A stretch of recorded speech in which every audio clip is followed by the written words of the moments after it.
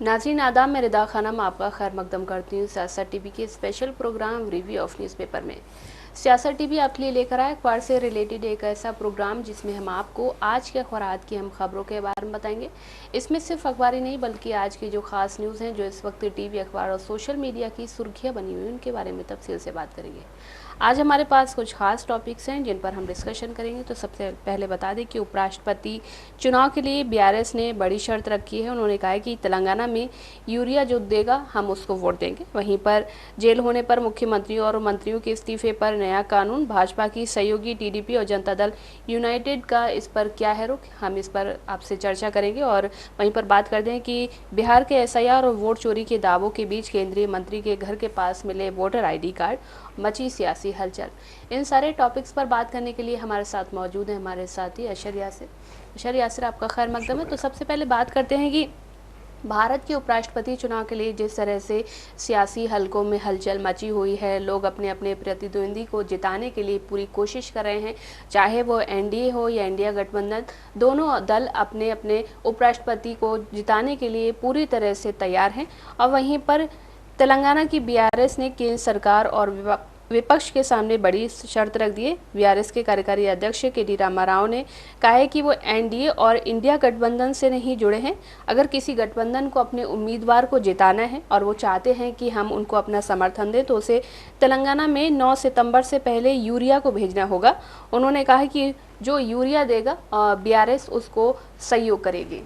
बिल्कुल सही। जिस तरह आपने बोला कि केटीआर ने एक प्रस्ताव रखा है और जो आज़ाद पार्टियां होती हैं, क्षेत्रीय पार्टियां जो किसी गठबंधन में नहीं होती, उनके पास ये चांस होता है कि वो उस राज्य में अगर किसी चीज़ की कमी है तो उसके बारे में बार्गेनिंग कर सकती हैं, इसे बार्गेनिंग भी कह सकते हैं। फिर केटीआर ने यह भी कहा है कि तेलंगाना में यूरिया की कमी है और 70 लाख से ज़्यादा किसान यूरिया के इंतज़ार में हैं। केटीआर ने कहा है कि मैं उम्मीद करता हूँ कि भाजपा कांग्रेस इस विषय में कुछ बोलेंगे। उन्होंने साथ ही कहा मैं एक ऑफ़र भी देना चाहता हूँ कि तेलंगाना में 2 से 2.5 मीट्रिक टन यूरिया चाहिए। अगर राहुल गांधी और नरेंद्र मोदी अगर बोलते हैं कि मैं सितंबर 9 तारीख के अंदर यूरिया पहुंचा दूंगा तो हमारे वोट उनको मिल जाएंगे। साथ ही उन्होंने ये भी कहा कि हमारी पार्टी एक आज़ाद पार्टी और हम अपनी पार्टी के वरिष्ठ नेता हैं, उनसे बात करके, उनसे चर्चा करके इस पर हम सहमति जताएंगे कि हमें वोट किसे देना चाहिए। साथ ही उन्होंने आगे कहा जो भी आगे आकर बोलेगा कि यूरिया हम आपको दे देंगे 9 तारीख तक, उसको हम अपना वोट देंगे। तो उन्होंने कहा है कि दोनों में प्रतियोगिता हो जाए, हम किसानों के हित में 4 वोट दे देंगे। अब ये भी देखा जा रहा है कि जिस तरह से आज उपराष्ट्रपति पद के लिए इंडिया गठबंधन के जो प्रत्याशी हैं बी सुदर्शन रेड्डी, उनका जो है आज नामांकन होना है और आई थिंक हो रहा होगा अभी तक इस वक्त तक। और वहीं अगर बात की जाए तो जो सीपी राधाकृष्णन हैं वो तमिलनाडु से हैं और दूसरे जो सुदर्शन रेड्डी हैं वो तेलंगाना से हैं। तो अब ये भी देखना है कि जो टीडीपी है या फिर वाईएसआर कांग्रेस है, जिस तरह वाईएसआर कांग्रेस ने पहले ही राधाकृष्णन को समर्थन देने की बात की थी, उसके बाद ही हमने देखा कि इंडिया गठबंधन ने रेड्डी जो जज थे, पूर्व जज, उनको वीपी के लिए उनका नाम आगे किया था और आज उनका नामांकन है। तो अब ये देखना है कि साउथ से आप कितने वोट ले सकते हैं, क्योंकि एक अच्छी खासी तादाद साउथ की भी है पार्लियामेंट में और दोनों जगहों पे है। तो अब ये भी देखना अहम होगा कि क्रॉस वोटिंग कितनी हो सकती है जी। जिस तरह भी हमने देखा कि कॉन्स्टिट्यूशन क्लब में जो वोटिंग हुई थी उसमें राजीव प्रताप रूडी को जीत मिली थी और वो जीत के लिए उन्होंने सबका शुक्रिया अदा किया था। उन्होंने कहा था कि मुझे पार्टी हित से हट करके जो अपोजिशन पार्टीज़ हैं उन्होंने वोट किया था। और इसमें एक चीज़ ये भी सामने आई थी कि जो बालियान थे वो ये कहा जा रहा था कि वो अमित शाह के आदमी हैं। तो बहुत से बीजेपी के, अब इससे एक चीज़ और खुल के सामने आ गई कि बहुत से बीजेपी के जो एमपीज़ हैं वो ही खुद जो हैं कुछ चीज़ों को पसंद नहीं करते हैं, जिस वजह से उन्होंने राजीव प्रताप रूडी को वोट दिया था। अगर ये बात कही जाए कि बीजेपी में सिर्फ अमित शाह या नरेंद्र मोदी जो बात कहते हैं वही मानी जाती, तो उसके बाद वो चीज़ें कहीं ना कहीं ख़त्म होती जा रही हैं, अलग हटती जा रही हैं। क्योंकि उस इलेक्शंस में भी बालियान को ये कहा जा रहा था कि अमित शाह के आदमी हैं और उसके बाद रूडी जो थे वो उनके अगेंस्ट लड़ रहे थे, दोनों बीजेपी लड़ रही थी, बट वहाँ पे एक की जीत हुई और एक की जीत इस वजह से हुई कि अपोजिशन ने उसका साथ दिया। उसकी जो छवि है वो उस तरह की नहीं है। उनकी छवि, वो एक पायलट हैं और अपने हिसाब से काम करते हैं वो। वहीं दूसरी तरफ अगर यहाँ भी बात की जाए तो सीपी राधाकृष्णन जो है वो आरएसएस से जुड़े हुए हैं और बीजेपी के प्रदेश अध्यक्ष भी रह चुके हैं और सांसद भी रह चुके हैं अभी, और फिर कई जगह के गवर्नर भी रह चुके हैं। तेलंगाना के गवर्नर भी रहे थे, तेलंगाना और पुडुचेरी के। अब ये देखना अहम होगा कि जो सत्ता पक्ष है उसके कितने वोट आप हासिल कर सकते हैं। और जो आज़ाद पार्टी है, इस तरह हमने अभी बात की, बीआरएस हो गई या वाईएसआर पार्टी हो गई या फिर बीजेडी हो गई, और भी कई ऐसी आज़ाद पार्टियां हैं जो इंडिया गठबंधन में भी नहीं है और ना ही वो एनडीए में हैं। तो अब ये देखना अहम होगा कि उनके वोट आप कितने काट सकते हैं। और अगर आप उनके वोट नहीं काट पाएंगे तो मतलब सीधे तौर पे जो एनडीए का क्या बोलते प्रत्याशी वही जीत जाएगा।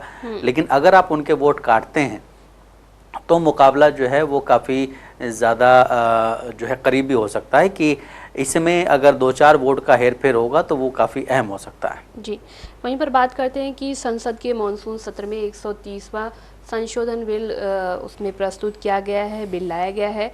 इस नए बिल के मुताबिक प्रधानमंत्री, मुख्यमंत्री और जो मंत्री हैं, अगर वो 30 दिन से ज़्यादा जेल में रहते हैं तो उनका जो पद है वो छिन जाएगा, खुद ब खुद वो जो अपनी कुर्सी है उससे निष्कासित हो जाएंगे।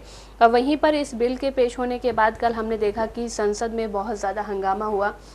जो गृह मंत्री हैं अमित शाह, उनकी तरफ बिल फाड़ कर फेंका भी गया और जो सत्ता पक्ष है उन्होंने दावा किया कि उन्होंने, जो विपक्ष के लोग हैं, इन्होंने हमला किया। वहीं पर तेजस्वी यादव का कहना है कि ये किसी भी तरह से कि ये चोरी है और ये ब्लैकमेलिंग है, जो हमें ब्लैकमेल करने के लिए किया जा रहा है। और वहीं पर जो टीडीपी है या एनडीए जो जेडीयू है, उन्होंने कहीं ना कहीं समर्थन किया है। उन्होंने कहा है कि एक स्वच्छ राजनीति की तरफ एक ये अच्छा कदम है। बिल्कुल सही। जिस तरह आपने बोला कि इस वक्त बीजेपी के लिए 2 अहम पार्टियां काफ़ी ज़्यादा महत्व रखती हैं, एक जेडीयू और एक दूसरी पार्टी है टीडीपी। वहीं अगर जेडीयू के बारे में बात की जाए तो जेडीयू के बारे में बहुत सारे राजनीतिक जो पंडित हैं या वरिष्ठ पत्रकार जो हैं, जो सिर्फ मतलब राजनीतिक खबरें ज़्यादा देते हैं, जो आर्टिकल्स लिखते हैं, उन सबका ये कहना है कि जो जेडीयू है उसके बहुत सारे जो सांसद हैं या एमएलएज हैं वो इनडायरेक्टली बीजेपी में विलय हो गए हैं। लेकिन अभी टीडीपी इन चीज़ों से बची हुई है। अगर टीडीपी इस बिल का विरोध करती है तो ये अहम हो जाएगा। लेकिन कल हमने देखा कि टीडीपी ने इस बिल का समर्थन किया, उसका स्वागत किया। साथ ही उन्होंने इसको जो है जेपीसी में जाने की भी बात की। उन्होंने कहा जाँच के लिए संसदीय पैनल के पास भेजने का समर्थन किया गया। साथ ही अगर हम बात करें एमआईएम की तो असदुद्दीन ओवैसी ने भी इन तीनों विधेयकों का कड़ा विरोध किया है। कल हम जिस तरह अभी हम बात कर रहे थे कि जो आज़ाद पार्टियां होती तो उसमें एमआईएम का वोट भी एक है और वो भी काफ़ी अहमियत रखेगा, क्योंकि एक तरफ सीपी जोशी हैं, एक तरफ सीपी राधाकृष्णन हैं, वहीं दूसरी तरफ जो हैं जो सुदर्शन रेड्डी हैं, क्योंकि वो तेलंगाना से ही आते हैं और इस राधाकृष्णन का ताल्लुक आरएसएस से रहा है। तो अब ये भी देखना है कि एक जो अहम वोट है एमआईएम का, वो अभी तो उम्मीद यही लगाई जा रही है कि वो रेड्डी साहब पे ही जाएगा। तो जिस तरह हम बात कर रहे थे कि ओवैसी ने 3 विधेयकों का कड़ा विरोध किया। उन्होंने कहा है कि ये बिल संविधान में निहित शक्ति विभाजन के सिद्धांत का उल्लंघन है और जनता के जरिए चुनी हुई सरकारों के अधिकार को कमज़ोर करता है। साथ ही अभी खबर एक और आई है कि सुप्रीम कोर्ट ने कहा है कि कोई भी निर्वाचित सरकार राज्यपालों की मर्जी से नहीं चल सकती है। उनका कहना है कि अगर कोई बिल राज्य विधानसभा से पारित होकर दूसरी बार राज्यपाल के पास आता है तो राज्यपाल उसे राष्ट्रपति के पास नहीं भेज सकता है। तो अब ये भी एक चीज़ हो गई है कि ये भी देखा जाता था अभी तक कि बहुत सारे बिल ऐसे थे जो पारित हो जाते थे लेकिन वो दोबारा फिर पारित किए जाते थे, राज्यपाल के पास जाते थे, राज्यपाल उनको फिर राष्ट्रपति के पास भेजते। जिस तरह यहाँ का भी एक मामला है बीसी कोटा वाला, जो 42% वाला, वो भी अभी राष्ट्रपति के पास ही है। तो अब ये भी कहा जा रहा है, अभी जो सुप्रीम कोर्ट की तरफ से कहा गया है कि इसमें राज्यपाल की मर्जी से कोई सरकार नहीं चल सकती। राज्य सरकार का अपना एक अलग सिद्धांत होता है। राज्य सरकार वहाँ के लोगों के जरिए चुनी गई सरकार होती है और वहाँ के लोगों के लिए वो काम करती है जी। अब इसमें राज्यपाल अगर कहीं और से आते हैं तो राज्यपाल को वहाँ के लोगों के बारे में उस तरह से पता नहीं होता है जी। और उसी हिसाब से आप जो है 2 बार कोई बिल नहीं हो सकता है और अगर दूसरी बार वो बिल आता है तो आप राष्ट्रपति के पास नहीं भेज सकते हैं। तो एक अच्छा फैसला है ये। लेकिन दूसरी चीज़ ये भी है कि जिस तरह से हमने कल देखा कि जब अमित शाह बिल पेश कर रहे थे उस दौरान काफ़ी ज़्यादा हंगामा हुआ। बीजेपी के लोगों ने ये आरोप लगाए हैं कि पत्थर फेंके गए थे, लेकिन कहीं पे भी पत्थर नज़र नहीं आ रहे थे, सिर्फ कागज़ जो बिल था उसको फाड़ के उछाला गया था उनकी तरफ।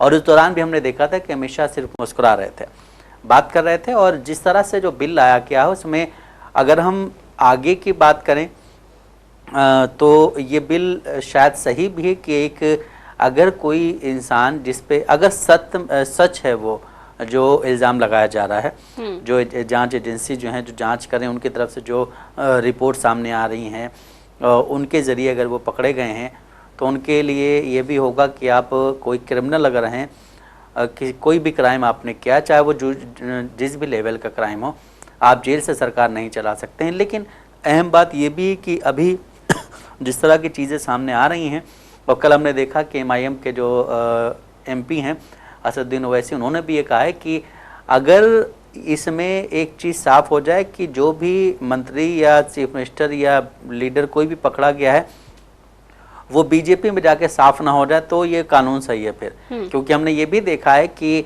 बहुत से ऐसे लीडर्स हैं अपोजिशन के जिन पे बीजेपी ने बहुत ही संगीन आरोप लगाए हैं और उसके बाद ही वो बीजेपी में शामिल हो गए, तो उनके आरोप जो है बिल्कुल आरोप से बरी हो गए। जिस तरह अपोजिशन का कहना रहता है कि वॉशिंग मशीन की तरह। अभी चंद्रबाबू नायडू पे भी आरोप लगाए गए थे, फिर चंद्रबाबू नायडू भी बीजेपी के साथ आ गए तो चंद्रबाबू नायडू के भी सारे पाप जो थे वो धुल गए। इसी तरह नीतीश कुमार जब महागठबंधन में थे उस दौरान नीतीश कुमार पे बहुत सारे इल्ज़ाम लगाए जाते थे, नीतीश कुमार भी NDA में शामिल हो गए, उनके भी पाप धुल गए।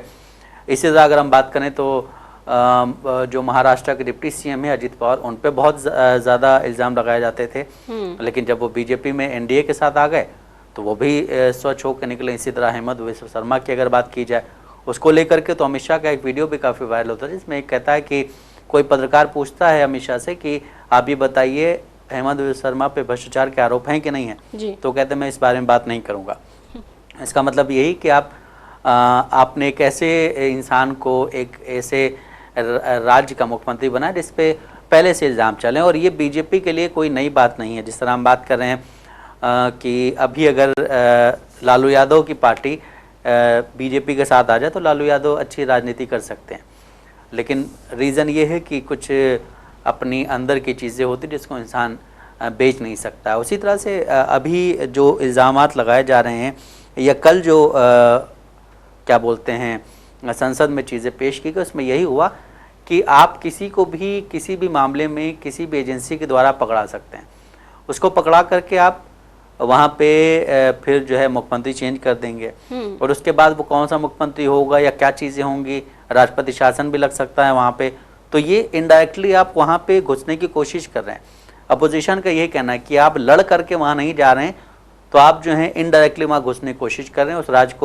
उस राज्य की तो जो अस्थिर सरकार है उसको आप गिराने की कोशिश कर रहे हैं। तो ये बिल जो है आगे के लिए अगर देखा जाए तो सही है, लेकिन अभी जिस तरह की राजनीति चल रही है और फिर आगे चल के अगर दूसरी पार्टी सत्ता में आती है वो भी अगर बीजेपी के या किसी भी और जो अलग मतलब उस गठबंधन से अलग लोग अगर कोई सरकार चला रहे होंगे और वहाँ पे भी अगर ये करेगी तो भी ये बिल कहीं ना कहीं ख़तरनाक साबित हो सकता है। इसी वजह से इस बिल को रोकने की बात की जा रही है, इस बिल को हटाने की बात की जा रही है। हालांकि आई थिंक 1 या 2 दिन बचे हैं संसद को ख़त्म होने के, उस दौरान ये बिल पेश किया गया है और ये भी अपोजिशन की तरफ से कहा जा रहा है कि आप जो SIR वाला मुद्दा है, जो वोट चोरी वाला मुद्दा है, उन सब से लोगों का ध्यान भटकाने के लिए आप इस तरह का बिल सामने लेके आए हैं।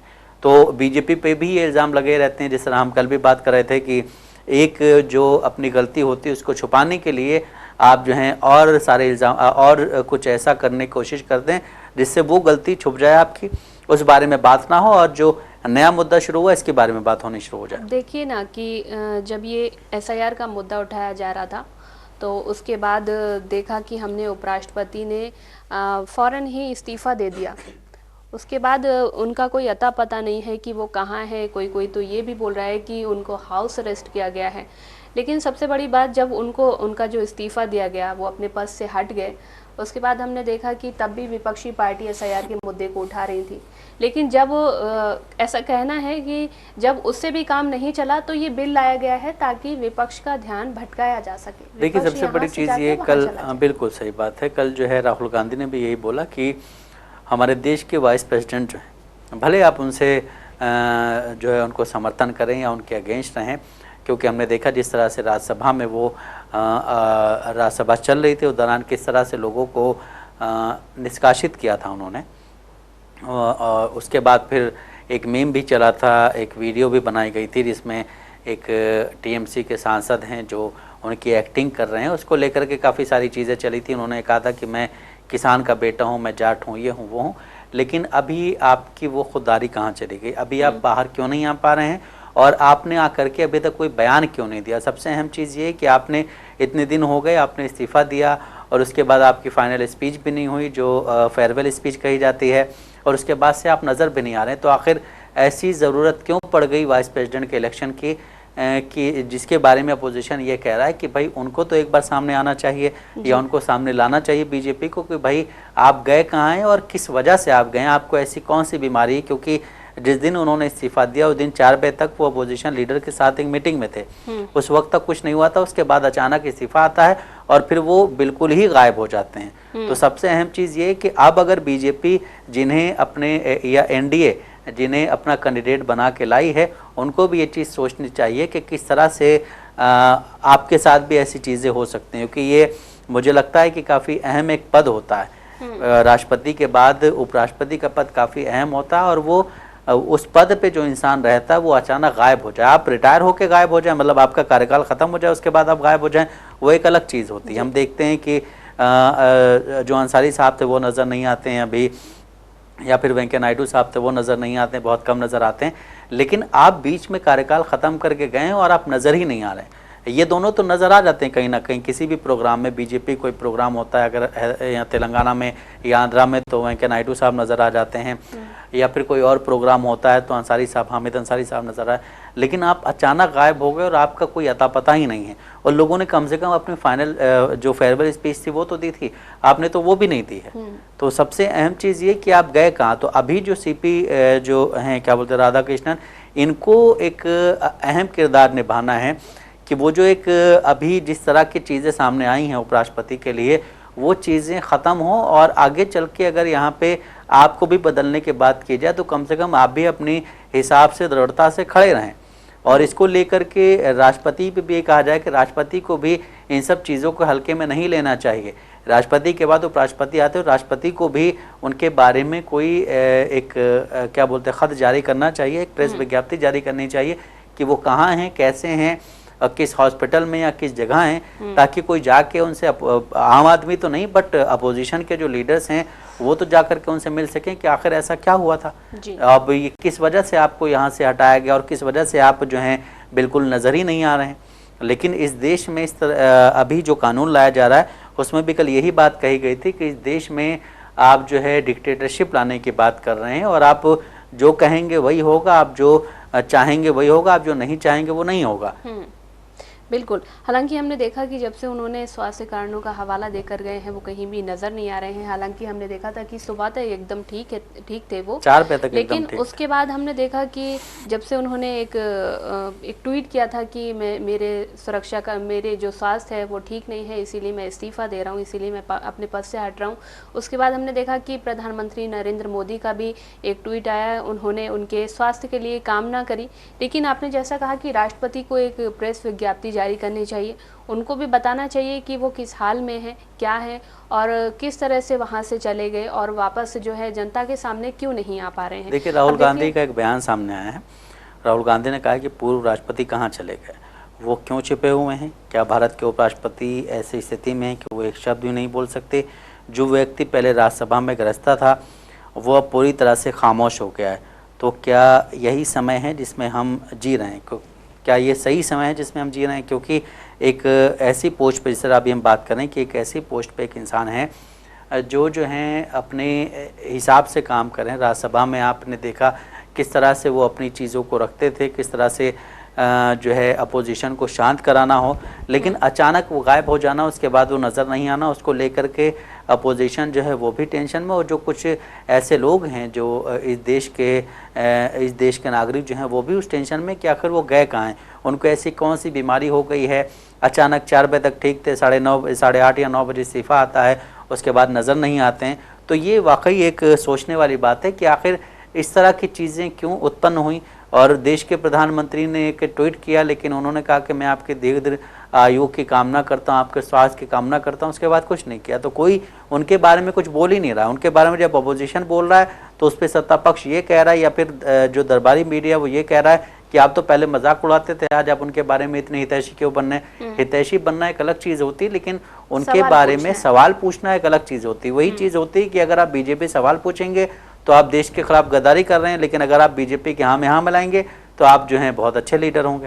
अब देखिए, एक टाइम पर उन्होंने अपना इस्तीफा दिया, एसआईआर को लेकर विपक्ष लगातार हंगामा कर रहा था, दूसरे मुद्दे भी उठा रहा था कि ट्रम्प बार बार क्यों कह रहे हैं कि उन्होंने ऑपरेशन सिंदूर पे भी चर्चा होनी थी, पहलगाम पे भी चर्चा होनी थी, कई सारे मुद्दे ऐसे थे जिस पर चर्चा होनी थी, लेकिन अचानक उनका इस्तीफा आ गया। देखिए, संसद जब चलती है तो जनता के हितों के लिए विपक्ष या सत्ता पक्ष आवाज़ उठाते हैं, उनके लिए काम करते हैं, लेकिन यहाँ पर तो ऐसे बिल लाए जा रहे हैं जो कहीं से भी सही नहीं है, जो आम जनता के लिए कहीं से भी सही नहीं है। क्योंकि हम जनता जो है आपको अगर गद्दी पर बिठाते हैं तो कुछ ना कुछ सोच समझ कर ही बिठाते हैं कि आप हमारा काम करेंगे, लेकिन वहीं अगर जनता की आवाज़ों को नहीं सुना जाए तो कहीं ना कहीं जनता आपसे खफा हो जाती है। अब देखिए कि दिल्ली में जो नया कानून लागू हो गया है एक शिक्षा फीस को लेकर, अभिभावकों पर जो फीस लगाई जाएगी उसमें कहा गया है कि अगर स्कूल जो फीस बढ़ाता है उसमें सरकार से पहले अनुमति लेनी होगी, उसके बाद आप फीस बढ़ा सकते हैं। इसी को लेकर शिक्षा मंत्री के कार्यालय में एक बैठक हुई, एक आयोजन किया गया, जिसमें जो आशीष सूद हैं जो शिक्षा मंत्री हैं वो कहीं ना कहीं पेरेंट्स से मुखातिब हो रहे थे। तो उसमें एक बच्चे के पेरेंट्स से उन्होंने कुछ सवाल किया, उसके बाद उन्होंने कहा कि अगर मैं मंच सजाऊंगा और यहाँ पर आपको बुलाऊंगा, खाना खिलाऊंगा, तो मैं अपने हित की बात करूँगा ना, मैं अपना प्रमोट करूँगा, ना कि मैं आपकी बात करूँगा। देखिए, सबसे बड़ी चीज़ ये है कि दिल्ली वालों ने वोट किया है बीजेपी को और भर भर के वोट किया, लेकिन आज के डेट में अगर दिल्ली वालों से ये पूछा जाए कि आपने बीजेपी को वोट क्यों किया तो शायद वो अफसोस जाहिर करेंगे अपना, उनको अफसोस होगा बहुत सारा। अभी जिस तरह हमने देखा कि दिल्ली में बारिश की वजह से क्या क्या चीज़ें हुई हैं, दिल्ली में आपराधिक मामले बढ़ गए हैं, दिल्ली में जो है दिल्ली के मुख्यमंत्री सुरक्षित नहीं हैं, दिल्ली में देश की संसद में जो MP चुन के जाती हैं वो सुरक्षित नहीं, वो अगर मॉर्निंग वॉक पे जाती तो उनकी सोने की चेन छीन ली जाती है। जब दिल्ली के मुख्यमंत्री सुरक्षित नहीं हैं तो आम नागरिकों की आप कामना कर सकते हैं किस तरह से वो अपनी ज़िंदगी जी रहे हैं। लेकिन सबसे अहम सवाल ये है कि बीजेपी को इस तरह से बहुमत मिलना, और उसके बाद फिर आप ये देखिए कि बीजेपी उन सब चीज़ों को, अपने वादों को भूल गई है और सिर्फ एक इस तरह की राजनीति की जा रही जिस तरह की यूपी में राजनीति हो रही, जिस तरह की हरियाणा में राजनीति हो रही, जिस तरह की मध्य प्रदेश में राजनीति हो रही है, जिस तरह की राजस्थान में राजनीति हो रही है, उस तरह की राजनीति करने की कोशिश की जा रही दिल्ली में। आप देखिए धार्मिक प्रोग्राम्स में जो धार्मिक प्रोग्राम होते हैं उसमें बहुत अच्छी तरह से मंचों को सजाया जाता है, बहुत सारी भीड़ आती है और सारी चीज़ें बिल्कुल सही चल रही होती हैं, लेकिन वहीं जहाँ पे आम जनता की बात आती है जो कि अपने हक की बात करती, तो उनकी बातों को, उनकी आवाज़ को दबाया जाता है। रीज़न ये है कि सबसे अहम चीज़, जब तक आप जनता के हित की बात नहीं करेंगे, जनता के हित में जो चीज़ें ज़रूरी हैं उन पे आप सवाल के जवाब नहीं देंगे तो फिर आप किस तरह से सरकार चलाने सबको पता है। आप जो है एक डाक डब्बा खोल रहे हैं जिस पे उनकी फ़ोटो लगी हुई है और वो डब्बे जो हर जगह लगाए जाएंगे और उसके बाद उसमें जो क्या बोलते हैं लेटर्स आएंगे, जो शिकायतें आएंगी, उन पे काम किया जाएगा। और ये डब्बे सब जो लगाए जा रहे हैं अच्छे डब्बे हैं ये, और ये किसके पैसों से लगाए जाए? क्या मुख्यमंत्री अपना पैसा दे रही हैं इसमें, अपनी सैलरी दे रही हैं? सब तो जनता के पैसे से। तो जनता से अगर आपको कोई शिकायत की ज़रूरत तो आप ऐसा मौका ही ना दें, आप हर क्षेत्र में काम करें, आप रोड पे जो चीज़ें हो रही हैं उन पे काम कर रहे हैं, आप जो सफाई के लिए काम करें, आप शिक्षा के लिए काम करें। आपके शिक्षा मंत्री ये कह रहे हैं कि अगर हम आपके लिए अगर हम मंच सजाएंगे, खाना देंगे तो हम आपके हित की बात नहीं करेंगे, हम अपने फ़ायदे के लिए बात करेंगे कि हम प्रमोट हों और हम केंद्रीय मंत्री बन जाएं। आपने धार्मिक आयोजनों की बात करी कि धार्मिक आयोजन जब भी होते हैं तो इतना सारा पैसा लगाया जाता है, सजावट की जाती है। हमने देखा कि छठ पूजा का त्यौहार आने वाला है, दीपावली का त्यौहार आने वाला है, उसको लेकर रेलवे मंत्री अश्विनी वैष्णव ने आज एक बयान दिया है। उन्होंने कहा है कि इसके लिए 12,000 स्पेशल ट्रेनें बिहार के लिए चलाई जाएंगी। ये स्पेशल ट्रेनें तब भी चलाई गई थी जब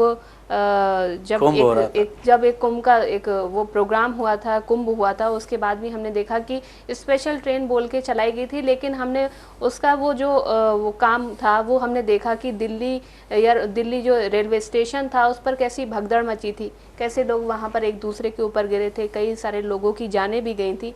और कुंभ का तो सभी को पता है कि कुंभ में कितने लोगों की जानें गई हैं। देखिए 12,000 ट्रेनें जो चलाई जा रही हैं, जो चलाने की बात की गई है, वो ट्रेनें आप किन रूटों पे चलाएंगे? क्योंकि जिन रूटों पे ट्रेन चल रही हैं उस रूट पे ऑलरेडी इतनी ट्रेनें हैं कि आप देखेंगे ट्रेनें कितनी लेट होती हैं।